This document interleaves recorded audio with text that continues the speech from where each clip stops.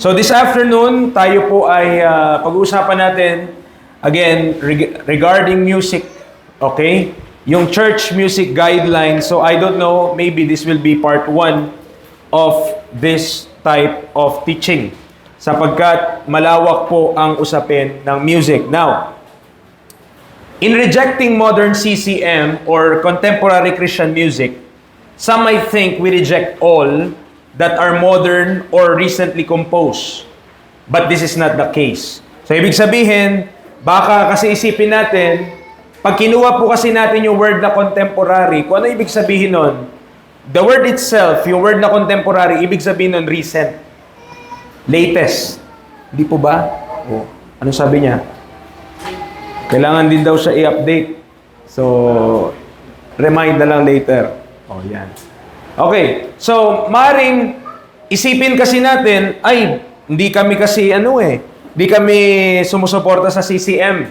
So, in that way, yung word na contemporary po kasi sa contemporary Christian music, yung word na contemporary itself, ang ibig sabihin nun recent. Okay? Or latest. Ibig sabihin, bago lang siya. Okay. So, preacher, tayo ba, lahat ba ng bagong kanta, lahat ba ng bago na nire-reject natin? Hindi po. Okay? But, CCM or Christian Contemporary Music, as it is called, yun po yung ating nire-reject. Okay. So, gusto nga natin that more Christians would use their gifts in order to compose and create music suitable for congregations. Mas gusto nga natin yun kung meron sa atin dito na kayang magko-compose. Kaya lalo na yung technology ngayon, mas madali na compared dati. Yung mga panahon nila, Fanny Crosby. Imaginin mo, mano-mano pa talaga nung time nila. Okay? Mano-mano pa po talaga. But during our time, you could use technology at yung makaprint ka na sa music sheet ng mas madali. Okay? Mas gusto natin yun. Mas gusto natin na more Christians would use their gifts para po sa Panginoon. So however, we reject CCM primarily for its bad music and associations. Its transformative power toward ecumenism. Anong ibig sabihin mo dito, preacher, sa line na to? Anong ibig sabihin mo dito sa sentence na to?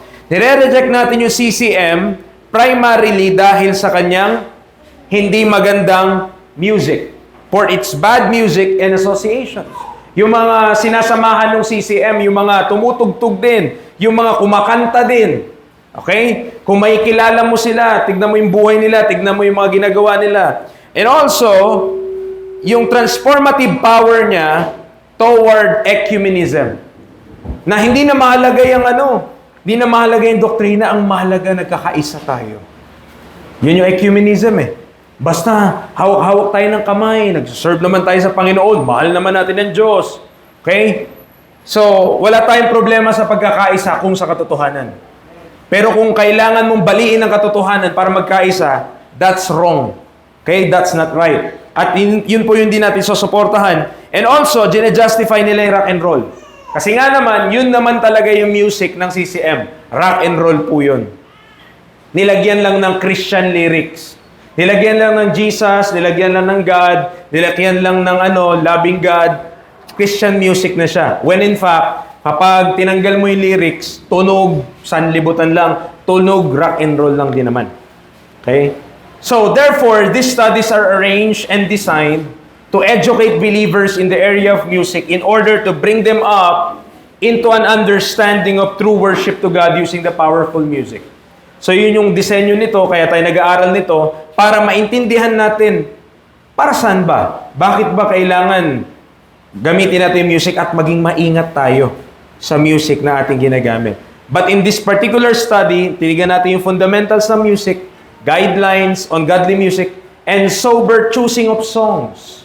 Ibig sabihin, talagang naiintindihan mo kung bakit yun yung pinapakanta mo o pinapaawit din sa congregation.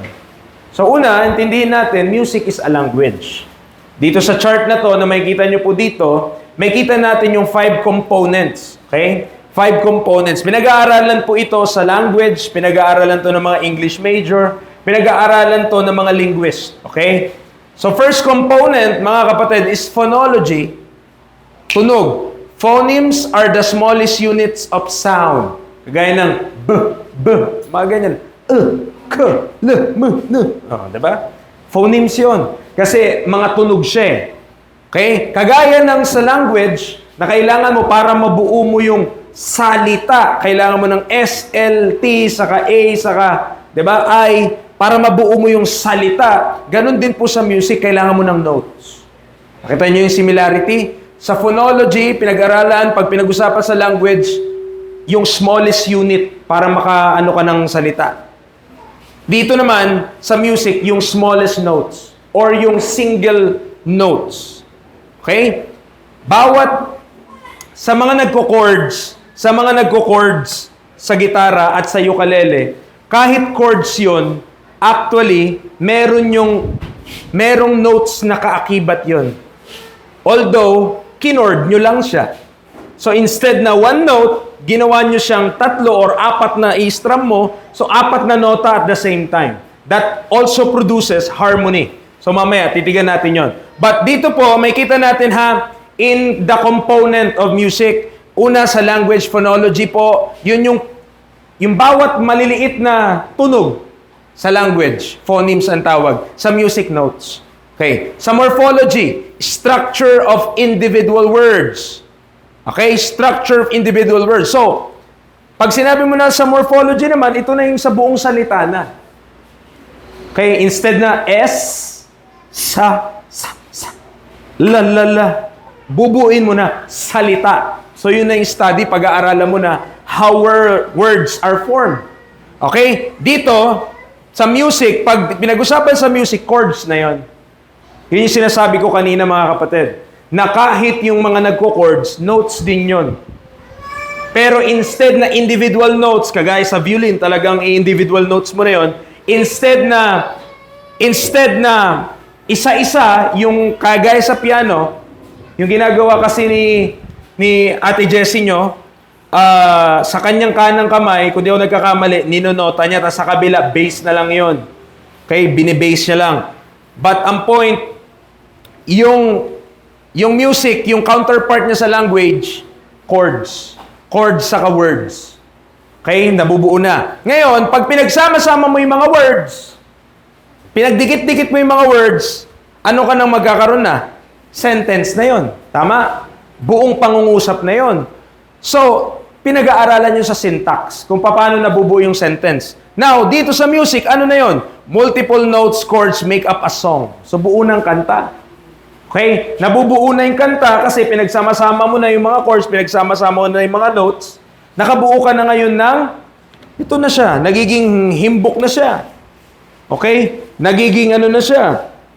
Kung nagsimula ka lang sa arise, nagkaroon ka ng isang line, arise my soul, arise, shake off your guilty fears, tapos merong music, nabubuo na siya, nagiging whole song na siya. Tapos pang-apat, semantics, additional meaning in words. Okay, ito na, nadadagdagan na ng meaning. Dito naman, additional meaning, feeling, or association beyond musical tones. So tandaan niyo po mga kapatid ha, ang music, merong emotion yan. Inherent sa music ang emotion. May mga kanta talaga na pag inawit, nalulungkot ka. Meron naman na kapag inawit, sumasaya ka. Okay? Sa lipa, automatic yun. Kapag tinugtog na yung, God be with you till we meet again, nalulungkot ka na eh. Kasi ibig sabihin, uwian na yun eh. Okay? Uwian na yun. So, ganun po yung music, even sa language, sa pagkikipag-usap natin, both of them, meron pong ibig sabihin yan, meron ding figurative and emotional. Now, sa pragmatics naman, altering language for desired goals or communication. So, meron na. Tandaan nyo po, may mga letter. May kind ng letter na informal letter. May kind ng letter na formal letter. Casual, friendly. Diba ganun yung ginagamit nyo? Pag gumagamit kayo ng ChatGPT, sabihin nyo, friendly letter. Make me a friendly letter about ganto-ganto. Subic water, Sameco, something like that. So, pwede rin po yun sa music, mga kapatid. Ano ba yung intention kung bakit mo ginawa, sinulat, kinompose yung isang awit, yung isang music? What is the reason why you make those? Meron po yun. May meaning siya. So, yan po mga kapatid, may kita natin, music, sinasabi lang nung sumulat po nito, is a language. Lengguwahe siya. May pinapaabot siyang kahulugan sa iyo at sa akin. Kapag may awit, meron siyang pinapadala. Okay? Na meaning. Ano ba yun? Ini-encourage ka niya? Ano pa yun? Pinapalakas ka niya? Pares lang yun tinutulak ka niya na i-worship mo ang Panginoon, tinutulak ka niya na purihin mo ang Panginoon, tinutulak ka niya na mag-surrender ka sa Panginoon, merong kino-convey na meaning, merong kino-convey na gustong mangyari po yung awit sa atin. Nakakasunod po ba tayo? Music is a language. So as a language, meron din siyang 4 components, mga kapatid. Yung 4 components ng music ay, una, melody. Merong melody ang bawat awit or bawat song, music composition. Malaman mo ang melody, okay? Dahil kapag umaawit tayo, automatic yon, makakanta ka ng melody. Bakit? Kasi you could not sing 2 notes at the same time. May taong kaya eh. Kaya niya umawit ng 2 nota, pero mahirap yun. Okay? Most of the people could only sing 1 note at a time. So when I sing, alam mo ba? Arise my soul, arise. Isang note lang each yun. Okay? Hindi ko kayang kantahin yung melody na yan, at the same time, kinakanta ko rin yung bass. Kasi yung sa bass naman, yung normal, magkaiba yan eh. Kung gusto ko, awit lang ako ng bass. Arise my soul, arise. Take up thy guilty plea. Diba? Ganun lang. But I could not sing 2 notes at the same time. Kapag yung 2 nota, nagsabay na yon vertically, ibig sabihin ko na vertically, diba dito meron sa taas, dito meron sa baba, yan, at ito, yung 4 na yan, pag nagsabay-sabay, ang tawag na po dun ay harmony. Okay? The additional tones that add depth to the melody. So, dumadagdag na siya. Kaya maganda talaga kapag na-emphasize at may distinguishment, nadidistinguish mo yung melody, yung soprano na tinatawag, at yung ibang mga nota, tapos nakakanta nyo yan distinctly. Kapag nagagawa po yun, ang ganda po ng harmony natin. Kaya lang, alam naman natin, damay-damay lang to. Kapag narinig mo na yung katabi mo, yun na rin ang tono mo. Kung ang tono nyo, siyempre, madali naman talaga awitin sa kahit ano dyan, melody. Kasi yun yung tono naman talaga ng kanta. Arise my soul, arise. Shake off your guilty fears. The bleeding. Taas yun. Nasa ano na siya eh. F na siya eh. No? Bleeding. Di naabot ng ano ko. Di naabot ng aking lalamunan. But ang point natin mga kapatid, kapag yung several notes or multiple notes, sabay-sabay mo yung tinugtog or sabay-sabay mo yung inawit, that would produce harmony. Pero hindi lahat, basta lang tumugtog ka sabay-sabay. Halimbawa sa piano, ginanon mo sila sabay-sabay. Yung 5 kamay mo, ginanon mo, 5 kamay mo. 5 daliri mo. Diba? Hindi kayo nakikinig, hindi kayo tumawa. Ibig sabihin, hindi nyo na-detect. So, yung 5 daliri natin, kabilaan kamay, pag ginanon mo, na wala ka namang intensyon na pindutin yung tamang notes doon, basta pinindot mo lang, dikit-dikit, wala yun. Tunog lang nun, parang ganon. Okay? So, isa pang component is rhythm. Yun naman yung kung paano yung pace and spacing of the tones in music. Hindi naman pwedeng, nakita nyo po ito, meron siyang number, diba? 4/4. Okay. Hindi mo pwedeng kantahin niya na, arise my soul, arise. Ibang kanta na yun. Okay? Meron nga gumawa, yung Lupang Hinirang, ginawa niya 6/8 eh. 4/4 ang ano yung Lupang Hinirang, yung national anthem natin. Sa TED Talk yun, sa YouTube. Ang ginawa niya 6/8. Alam mo yung tunog? Instead na, di ba, bayang magiliw, perla sa silang, ginawa niya, bayang magiliw, perlas ng silanganan, Oh, ginawa niya, ganun daw kasi dapat ang Pinoy. Kasi daw malambing tayo para tayo mga Freddy Aguilar.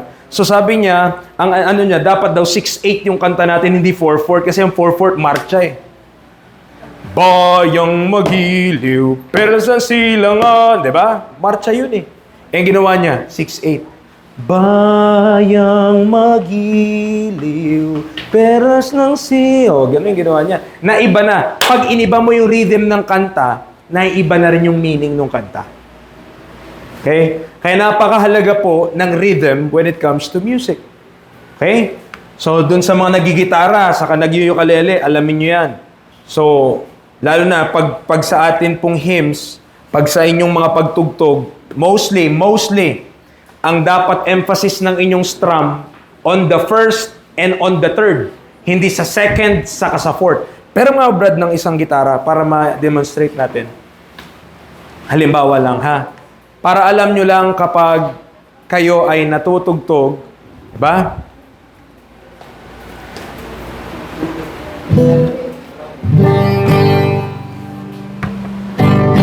Diba, ang kanta natin, halimbawa, to God be 3/4. Ano 4/4? Victory. I heard an old story. Diba ganyan yan? Okay. Ang pag binit mo yun, diba? I heard an old story. 4/4 yun. Ang sinasabi kong 1 to 2, 3, 4. 1, 2, 3, 4.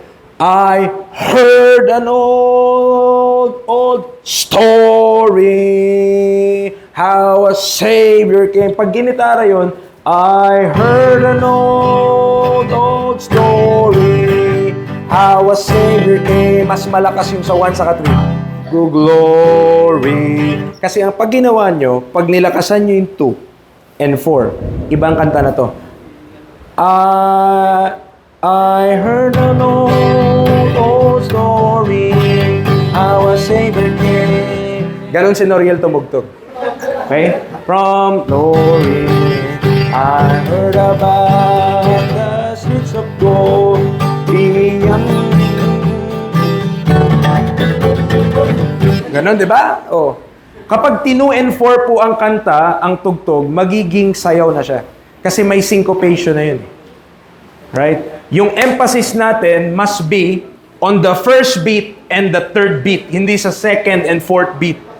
Preacher, meron palang ganyan-ganyan? Yes.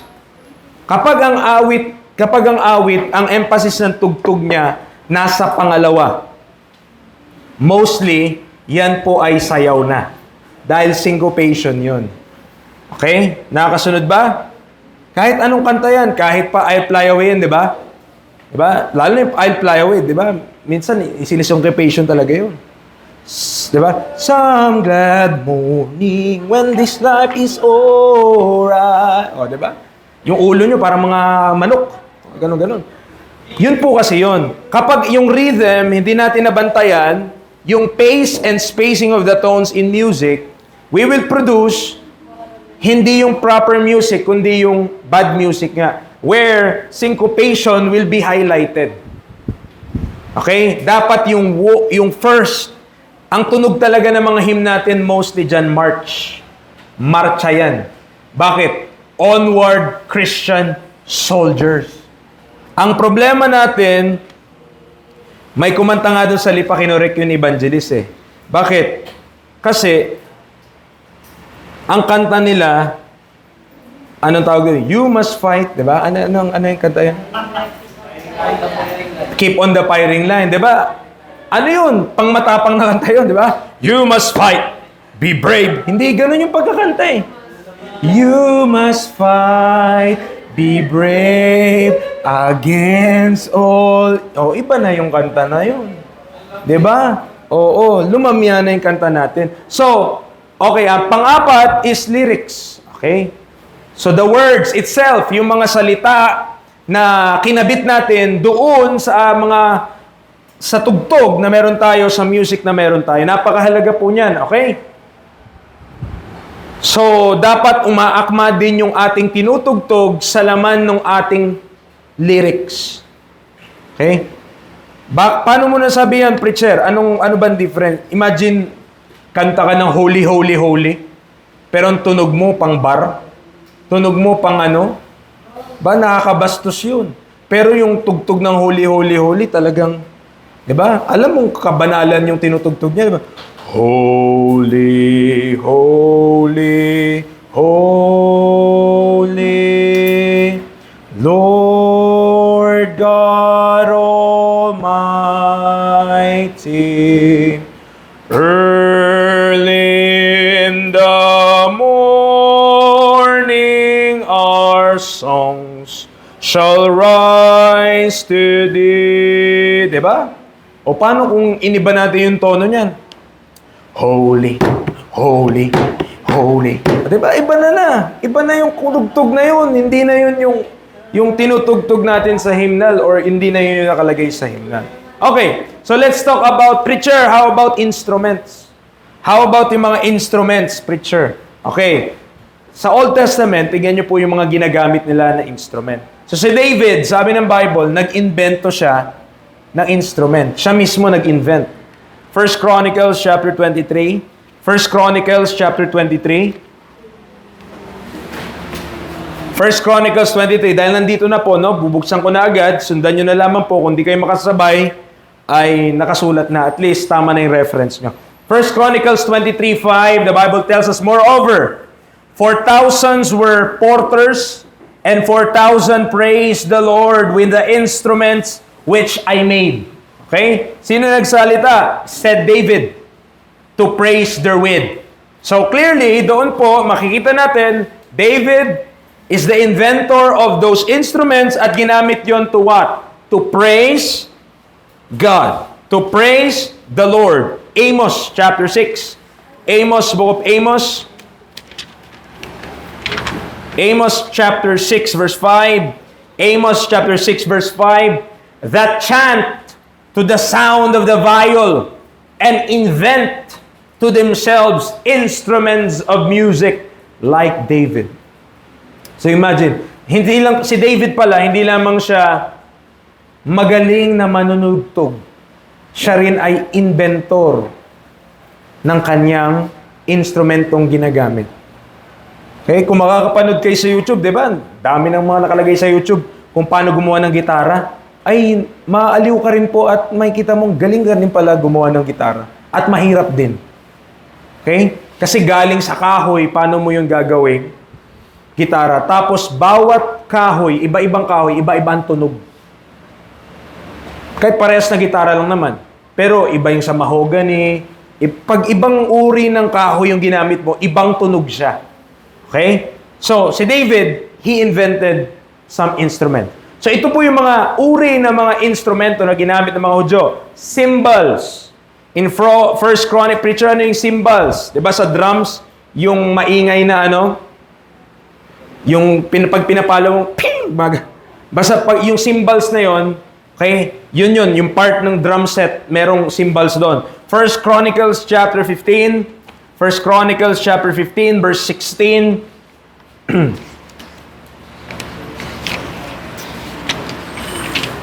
Ang sabi ng Bible, and David spake to the chief of the Levites to appoint their brethren to be the singers with instruments of music, psalteries and harps and cymbals, sounding by lifting up the voice with joy.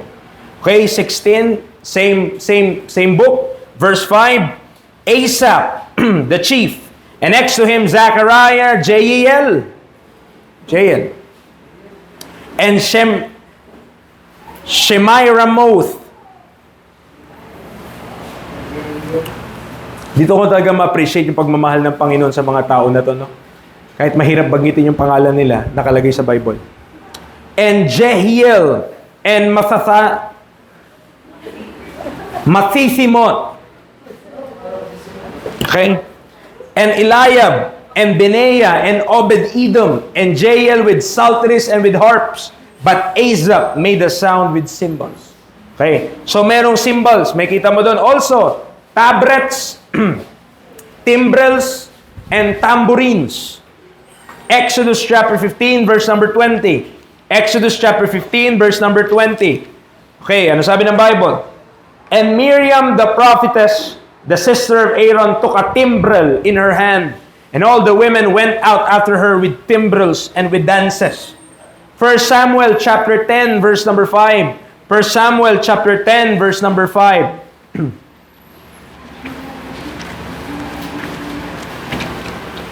Ano sabi ng Bible? After that, thou shalt come to the hill of God, where is the garrison of the Philistines, and it shall come to pass when thou art come thither to the city, that thou shalt meet a company of prophets coming down from the high place with a psaltery, and a tabret, and a pipe, and a harp before them, and they shall prophesy. So itong tabrets, timbrels, para rin siyang tamborin. Okay? Para din. But if you will look sa itsura niya, ayon, yun yung mga, meron pang mga may mga flow, may mga nakadikit pa doon sa tamborin na yun. Okay? So harps, lyres. Ano yung harp? Sino po nakakita sa inyo ng harp? Okay, di ba yung harp? Yung shape niya para siyang pa-V. Ewan ko, pag ganun, tas kinakalabit din siya. Okay? Actually, ang ganda ng tunog ng harp. Yung lyre, mas maliit na version nun. Parang maliit lang siya na pwede mong dalihin. So sa 1 Kings 10:12, saka sulat nyo na lamang po, di na natin puntahan for the sake of time. Also, pipes and flutes. Naku, napakaganda po. Okay? Kung makapakinig lang kayo ng godly music, maayos na music that uses harp, uses flute and pipes, ang ganda ng tunog niyan. Pero, sabi ko nga po, syempre sa atin, Pilipinas, ang madali lang kasing i-access dito sa atin, yung mga gitara, yung mga ganyan, ukulele. Okay? Pero kung may mag-desire sa inyo, mag-pipes and flutes, personal instrument talaga yan. Bakit? Kasi yung gitara, di kagaya ng gitara, hiramin ng iba, okay lang. Eh yung flute, hiramin ng iba, laway na nila yun eh. Oh, so kailangan magkaiba. Note daw yung shofars, trumpets. So shofar, kung di ako nagkamali, yan yung horn, yung sungay ng ram. Tapos, ganon. Inihipan yun, tapos malakas yun. So trumpets and bells were not used in making music, sabi niya. So, it is clear that instrumental music was used to accompany singing in worship. Okay? Yung mga bagay na yan, maliwanag po na gumagamit sila ng mga instrumento sa lumantipan. So, we are not against instruments. Tama po ba? Okay. Preacher, bakit wala tayong drums dito sa church? Preacher, ba't wala tayong bass guitar dito? Preacher, ba't wala tayong mga ganto-ganto? Okay. Alam nyo, ang instrumento, walang masama sa instrumento na yon itself. Kasi instrumento lang yun eh. Ang problema, yung taong gumagamit, kung paano niya gamitin. Kung di mo alam gamitin yon, magiging rock and roll tayo dito. But if you know how that, sa church nila, Pastor Jin Kim, I'll just give you an example. Meron silang tambol doon. Yung mga tambol na ginagamit ng drum and lyre. Parang ganon. Tapos pinapalo din yon. Pero, ang emphasis nun, sa kaya po na sinasabi ko sa inyo, on the first beat and on the third beat. Pag nakapakinig ka ng awitan na may drum, tapos on the first beat niya yan, ay, talaga pong gaganahan ka rin kumanta. Sipin mo, to God be the glory, great things. Ganun, pinapalo talaga. On the first, ha? Hindi on the second. Kasi pag pinalo mo yung the second, kahit pa malaking ano yun, magiging sayawan na doon. Okay, so here are some guiding principles for godly music. So may sumulat nito, nilalagay ko naman po kung saan ko siya kinuha, dyan baptistbasics.org. So dyan ko kinuha yan, merong guiding principles for godly music. Sabi niya, una, hindi dapat daw ito tunog ng gera sa kampo. It should not sound like war in the camp. Bakit? On Exodus chapter 32, may I request a bow? Exodus chapter 32, okay? So, yun. Briton to si Kurt. Naintindihan niya. Exodus chapter 32, verse 17. So, sabi ng Bible, And when Joshua heard the noise of the people as they shouted, he said unto Moses, there is a noise of war in the camp. And he said, it is not the voice of them that shout for mastery, neither is it the voice of them that cry for being overcome, but the noise of them that sing do I hear. Salamat. Thank you.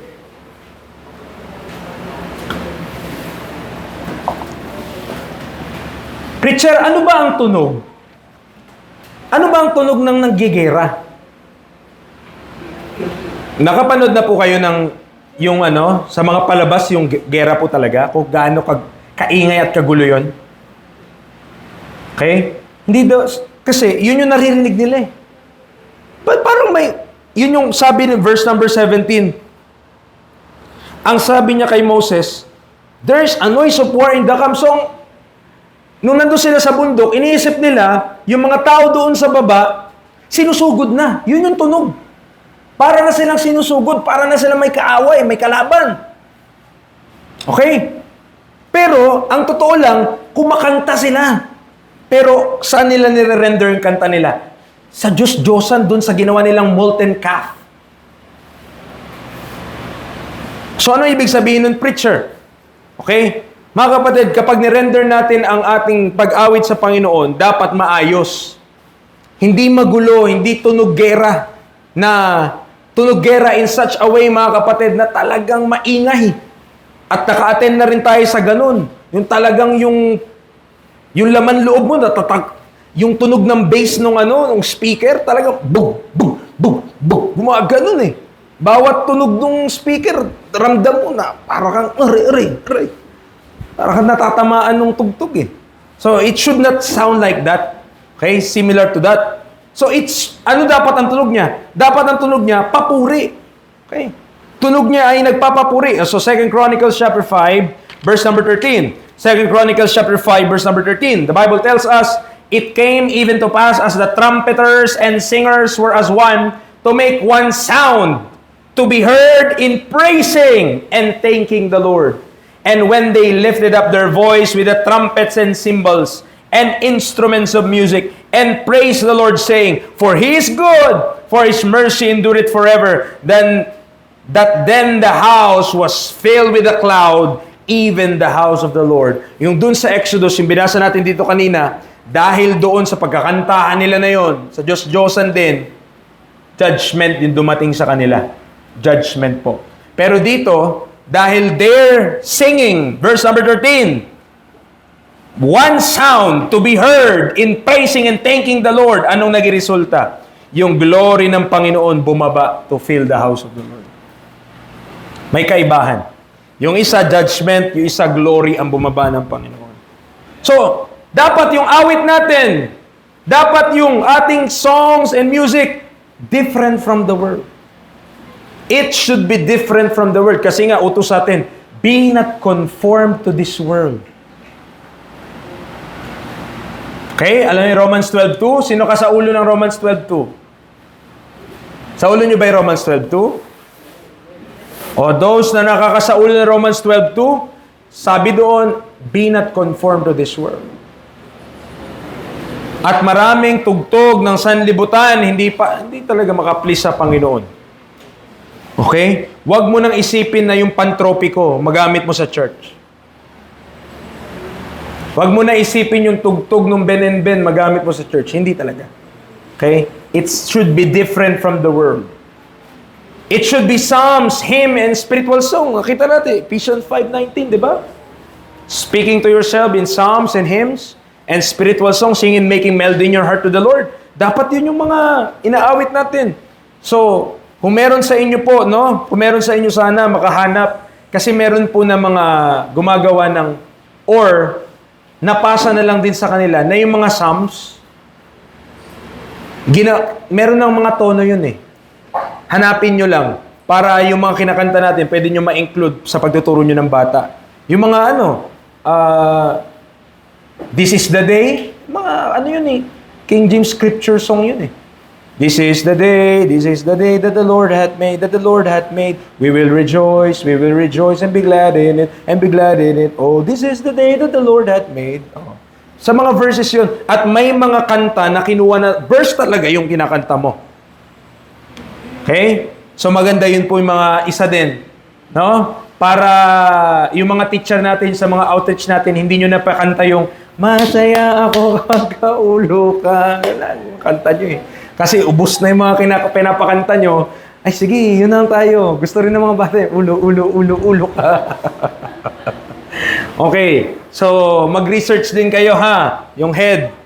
Oo, isa yan sa iyong trabaho na magbigay ng mga ipapaawit sa kanila. Yan ha, isa yan sa task mo. Maghanap ka ng mga kakantahing verse para hindi puro ang pakanta natin sa kanila ay mga kasundot ka, di ba? Mga ganyan. Hindi dapat yan. Oo. So, it should be singing with grace. Okay? So, panlima, it should be singing with grace. Dapat merong grace yung ating pag-awit. Okay, Colossians chapter 3 verse 16. Colossians chapter 3 verse number 16.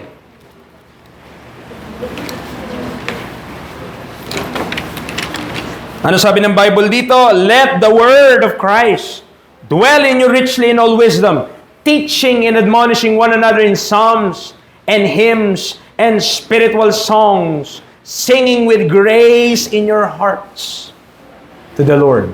Meron ding grace. Man. Di ko alam, pero pag nakapakinig kayo, may mga brethren talaga na kapag umawit, mabibless ka eh. Hindi dahil sobrang ganda ng boses nila. Hindi rin naman eh. Sa quality ng voice, hindi rin eh. But their testimony behind ng song na yon. Pag inaawit nila, talagang mabibless ka. Okay. Yung, lalo na, kung makinig kayo ng mga song, most likely kasi sa mga North Carolina, sa US, yung mga lugar na yon tinatawag na Bible Belt. So, yung mga kanta nila doon na, pag umawit sila talagang, makonvict ka din, maano ka, di ba? So, aralin natin yung mga ganyan. Huwag nyo lang kaya kopyahin yung kanilang mga accent. Diba? No, not one. No, not one. Diba? Ganun yung mga tono nila. Lonely Jesus. Parang mga lasing, diba? So, sabi ko nga po sa inyo, clear enunciation. Big sabihin clear. Kung ano yung lyrics, huwag kinakain yung kinakanta. Ano na blood? Ganun eh.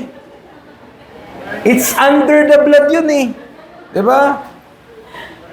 I'm not what I do to me. Malabine. Ano yun?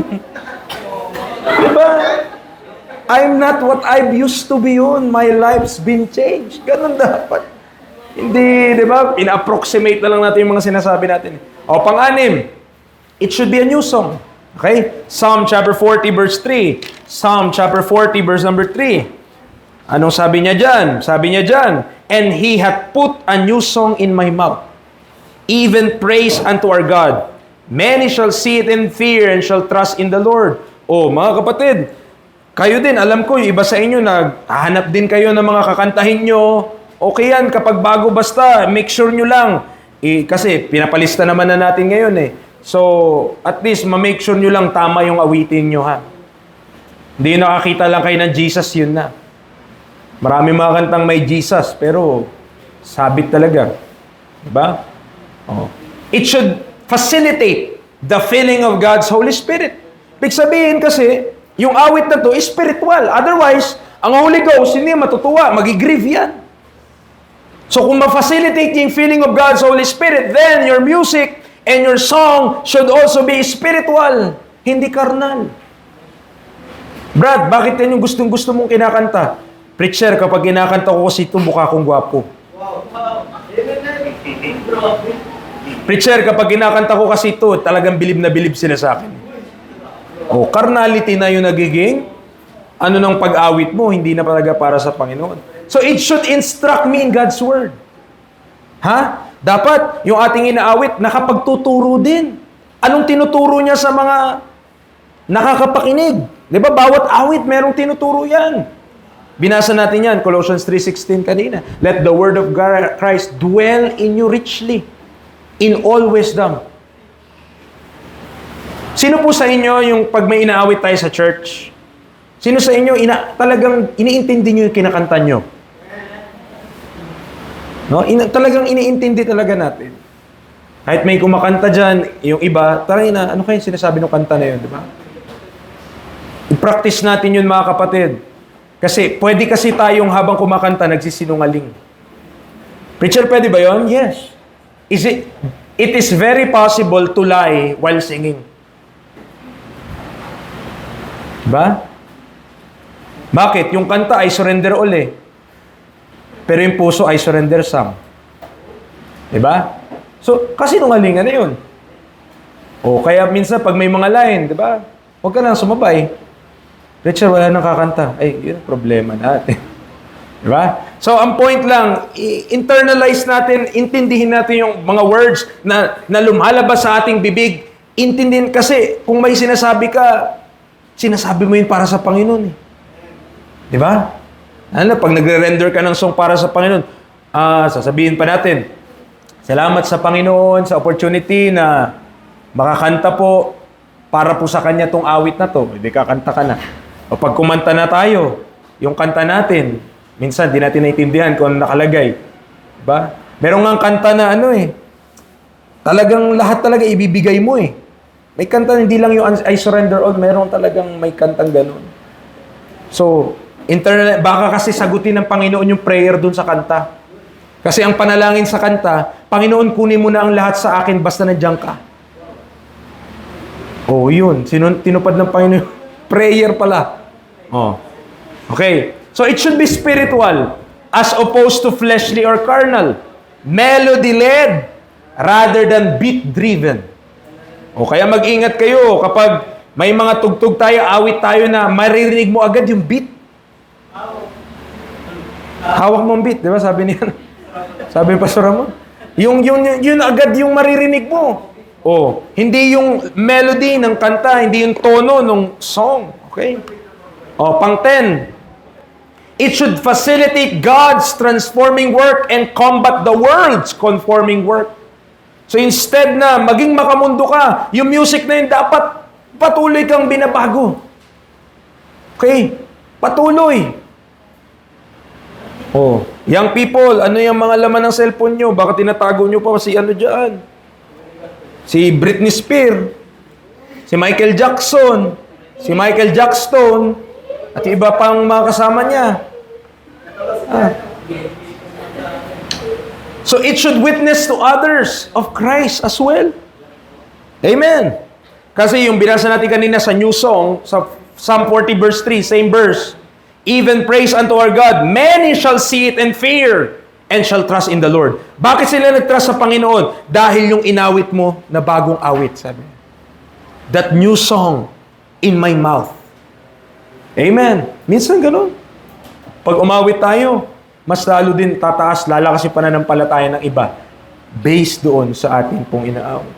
So, ito po kasi hindi naman ako isumulat nito, kinuha ko lang yung list. But it should repel evil spirits and welcome God's Spirit. Remember si David sa kasi Saul? Sa 1 Samuel chapter 16 verse number 23, there was a time na si Saul, mayroon siyang evil spirit na nasa kanya. At para maalis yung masamang espiritu na yon, si David tumutugtog. 1 Samuel chapter 16 verse 23. Okay, the Bible tells us, and it came to pass, when the evil spirit from God was upon Saul, that David took an harp and played with his hand. So Saul was refreshed and was well, and the evil spirit departed from him. By the way, mga kapatid, effective yan. One way din. No? Kapag bad mood ka na, minsan bad mood ka na, patugtog ka ng mga himnal. Diba? Haba, ikaw, inis na inis ka na, oh. Init na ng ulo mo, galit na galit ka na, tas pinatugtog sa bahay nyo, pagpasok mo ng kwarto, pagpasok mo ng bahay nyo, tinutugtog na yung ano, Amazing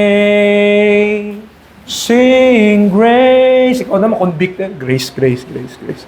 How sweet, woo, the sound that saved a wretch like me. Isip mo, talagang masama talaga ako dati. Salamat sa Panginoon, di ba? Mawala na lang yung sama mo ng loob. Mawala na lang yung init mo ng ulo kasi nakundik ka. Ang Panginoon pala nandyan lang. Amen. Nandyan pa po ba tayo? So, nag-take notes yung mga misis, no? Alam ko na, gagawin ko. So, play ko lang to. So, it should repel evil spirits and welcome God's Spirit. It should strengthen my life. Dapat daw po nakakapagpalakas. Psalm 81 verse 1, sing aloud unto God our strength. Make a joyful noise unto the God of Jacob. Unto God our strength. Our strength. Sino yung kalakasan natin? Oh, pangalawa niyan, it should be pleasant. Sa next verse niya lang, take a psalm and bring hither the timbrel, the pleasant harp with the psaltery. Okay? So it should be pleasant. Pleasant harp with the psaltery. Kaya mga kapatid, maganda talaga pakinggan. No? By and by, no? Pag-pray lang natin, pero pag gumagaling at natututo at naging spiritual yung ating mga tagatugtog dyan, pag maging tunog orkestra yan talaga naman. Glory to God. Amen. Ngayon, praise God. No? Pero gagaling din yung mga yan. Matututo din yung mga yan. So, it should be joyful. Hindi naman ibig sabihin na hymnal tayo, malulungkot yung kanta natin. Hindi naman sinabi na dapat spiritual yung awit mo, dapat nakaganto ka pag kumanta. Hindi naman gano'n eh. Joyful nga eh. Psalm 100 verse 1. Oh, ito, guilty dito madalas yung leader. Make a joyful noise unto the Lord all ye lands. Ba? Pakanta niya, happy am I, pero yung mukha niya, malungkot siya. Happy am I, don't believe, just shout it every day. Ganon. Ba? Yung pakanta mo, maligaya, masaya yung mensahe ng awit, pero yung mukha natin, malungkot. Parang natalo, parang talunan, luhaan. Oh. 'Di ba? Ganyan minsan tayo. Pag nagpaawit tayo, ano pa yung mga kinakanta nating tungkol sa happiness? Oh. Oh, 'di ba? Happiness is the Lord. 'Di ba 'yun? Oh. Pag happiness is the Lord. Happiness is the Lord. Ganun eh. Ano ba pinapakanta mo, Brad? Ano ba pinapakanta natin? Tungkol ba sa happiness o tungkol sa sadness? Pakanta mo na lang yung sadness. Oh. May mga kanta rin naman na tungkol doon sa sorrow, tungkol dyan. So mas better pa na yun yung pakanta natin kung talagang yung mood natin. Talagang down na down. Malimbawa, malungkot ka. Either bumagsak ka, di ka kasama sa payout. Marami, no? Maraming mga natanggal sa trabaho. Marami, ganun. Alam mo, kumanta ka ng mga pangmasasaya. May time talaga na malungkot tayo. At least, kantahin mo na lang, It is well with my soul. Kasi malungkot ka, pero when peace like a river attended my way. Diba? When sorrow like sea billows roll, whatever my lot thou hast taught. Taas niya eh. Taas na kinuha ko eh. Nakakaiyak pala pag yun po, nakuha niya yung point. Ang mga awit natin, joyful. Kung joyful, di ba? Joyful din dapat yung nagpapaawit. Ama, victory in Jesus yung kanta, pero yung muka, parang kay Satanas.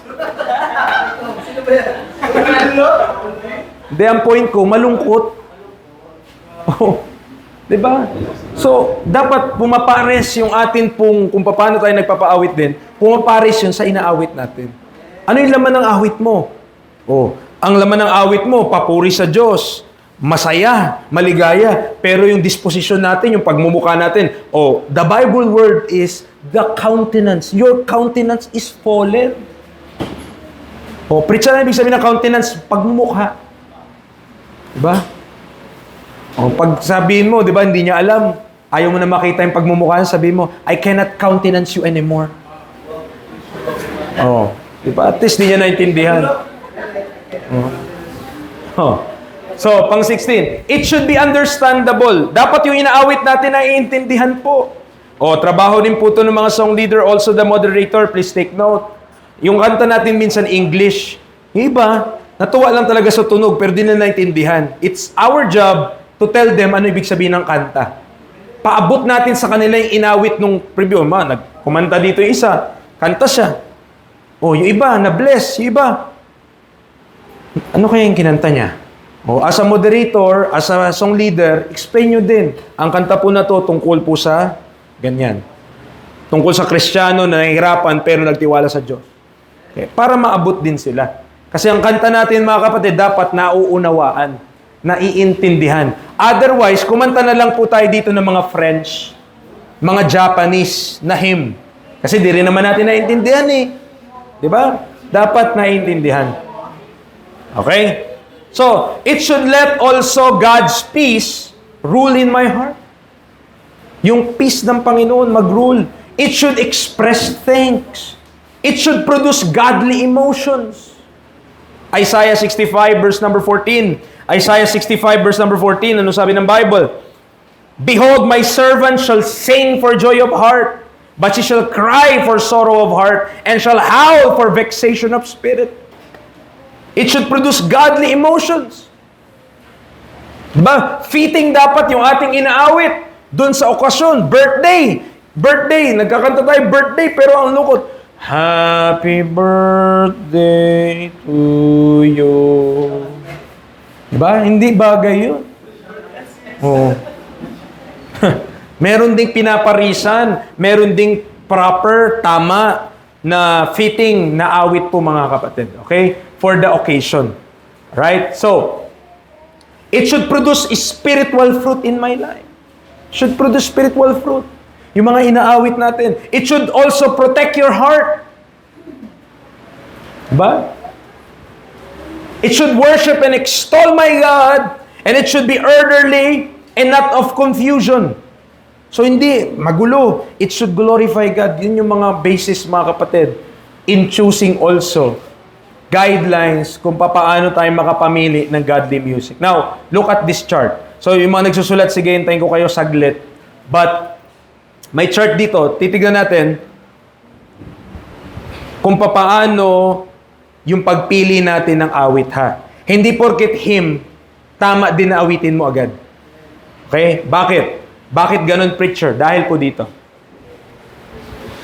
Pag ang awit corrupt talaga, hindi mo na talaga awitin yan kahit anong pagkakataon pa. I-avoid mo na yon. Pero, ang ating mga inaawit, di ba, edifying yan, nakapagpalakas yan, okay. Pero kahit edifying siya, merong mga fitting saka unfitting. Anong ibig sabihin, preacher, fitting saka unfitting? Depende sa occasion eh. Depende sa occasion. Di ba? Funeral service. Funeral service. Di ba? Kung ang pamilya, unbeliever, kantahin mo ba yung Happy Am I? Parang sabihin, parang kinukutsa mo yung kamag-anak namin, natuwa pa kayo namatay siya. Oh. So may mga ganon. Kailangan lang magiging wise tayo, mga kapatid. So there are fitting.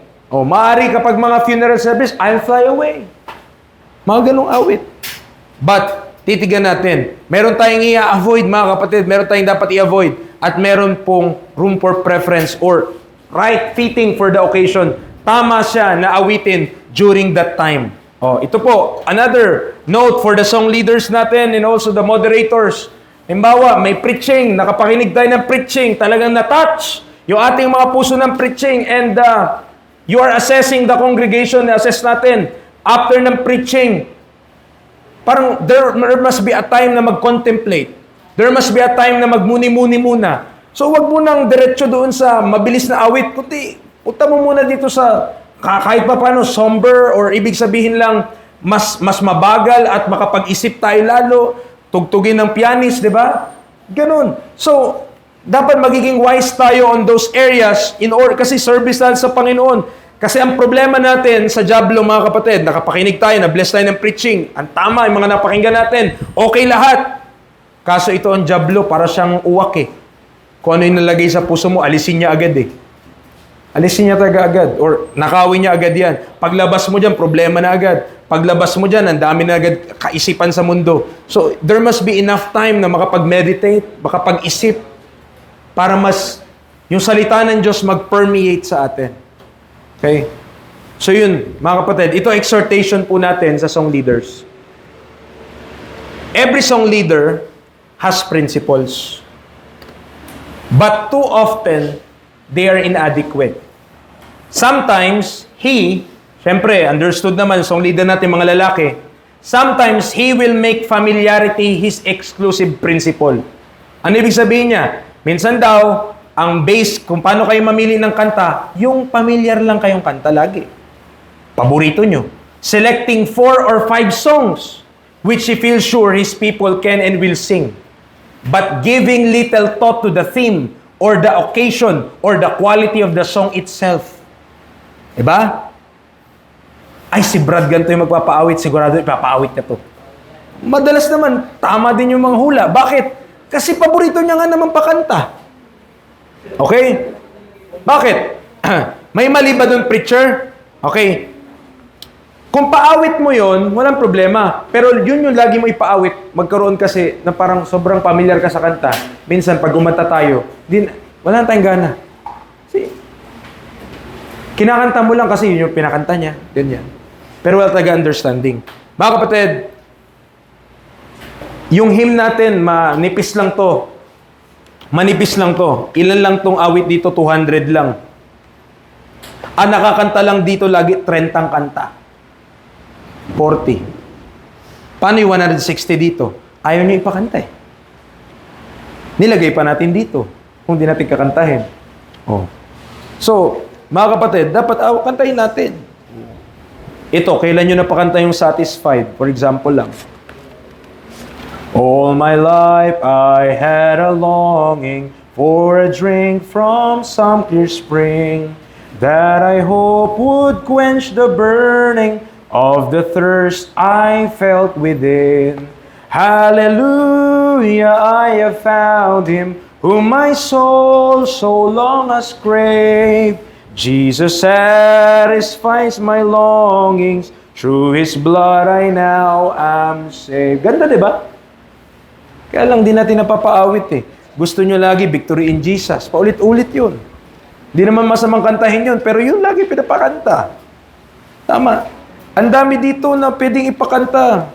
Mga brothers, marami dito. Huwag na yun dun sa 4 and 5 na paborito nyo lang lagi ipakanta.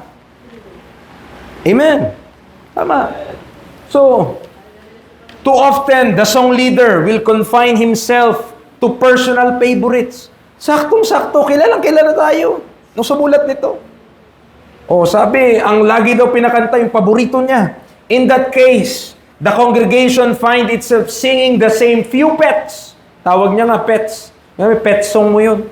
Week after week until the songs are worn threadbare and their message all but lost through the familiarity which breeds thoughtlessness and indifference. Bakit daw? Na sobrang familiar ka na sa kanta, wala na. Parang pag inanta mo yun, sobrang familiar ka na, wala lang. Hindi mo na iniintindi rin yung kinakanta mo. Hindi mo na rin iniintindi yung mga ina-utter mo na salita just for the sake of nakapagpaawit tayo. My mga kapatid, that should not be the case. And may the Lord help us. Bakit po? We are doing this for the Lord. Amen. And our songs are our praise to God.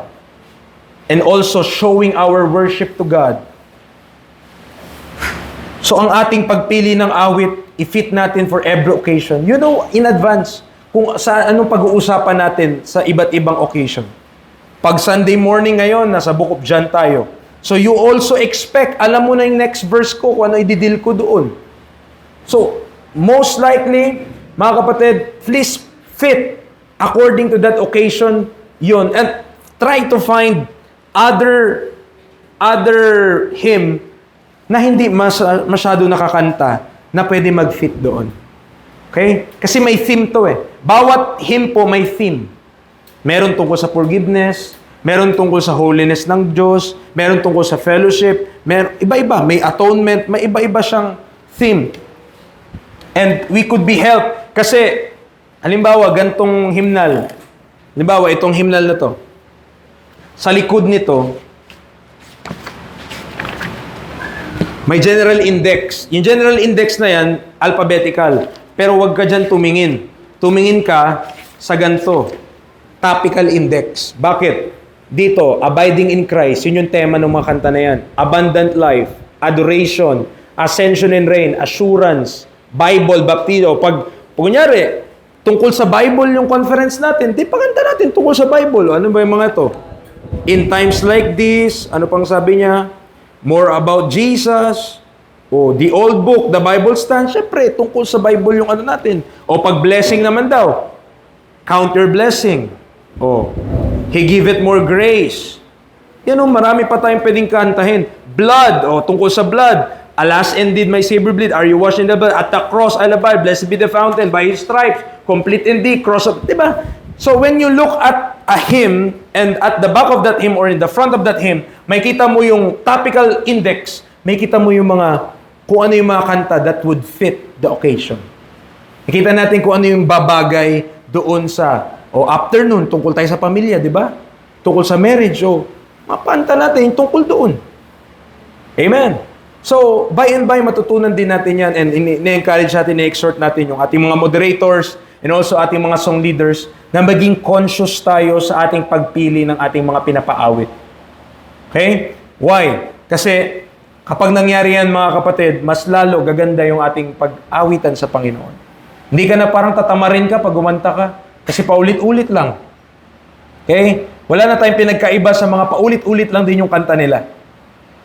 But instructional po ang ating mga inaawit. Ibig sabihin, natututo tayo, may natututunan tayo in the hymns that we sing. And I pray, i-take natin yun by heart. And last note of advice to the song leaders. Okay? Song leaders, last advice sa inyo. Two things. Always, yung mic nakatutok sa inyo at malakas dapat kayo. Kasi nga, kayo yung nagli-lead eh. Kung song leader ka, huwag kang mahiyang ayaw mong marinig yung boses mo. Huwag ka na lang mag-song lead. Kasi kung ikaw yung lead, ikaw yung leader. Diba? So that malakas yung boses mo. At the same time, make eye contact. Hindi lang tayo pag kumanta, nakaganon lang tayo. Alam mo naman na yung chorus, sa ulo mo na yung chorus, tumingin ka naman sa ano. At ikaw yung nagli-lead. Pwede ka naman magpa-hold eh. Minsan, dapat tignan ka ng mga nagtutugtog eh. So pag ang song leader sinabi niya, diba? Ganto, ibig sabihin, di pa tapos yung kanta. Preacher, di pa tapos. Pag gumanon, doon lang kayo ihinto. Diba? Ganun mag-lead. Kaya lang, minsan, ang nililid pa, yung song leader. Yung musical, sila yung nagli-lead eh. So, kapag yung musical, di pa tapos, siya, tapos na ako, ba't di tapos na? So, nagli-lead yung song leader.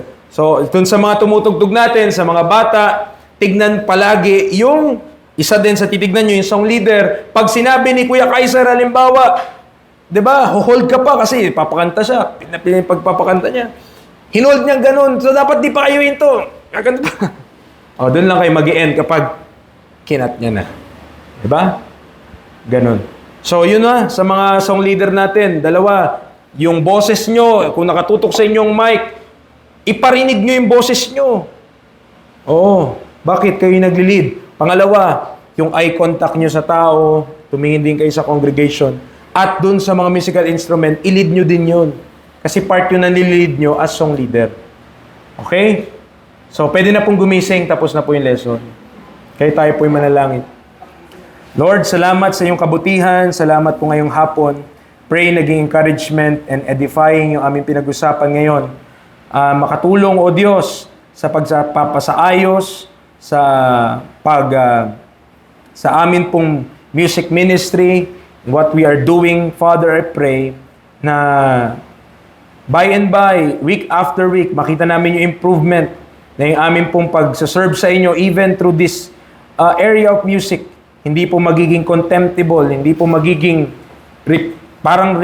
repetition lang siya every week at sobrang familiar na kami sa mga inawit namin na nawala na yung meaning ng mga inaawit namin. Father, help us. Help every one of us, the musicians, the congregation, the singers, the song leaders, the moderators, each and every one of us, lahat po kami nagtutulungan, lahat po kami nagsasama-sama upang ang aming corporate worship, when we sing today, ay talaga naman, Panginoon, na may kahulugan dahil naiintindihan na unawaan po namin ang aming inaawit. Maraming salamat po sa iyo sa pangalan ng Panginoong Yesus. Amen and amen.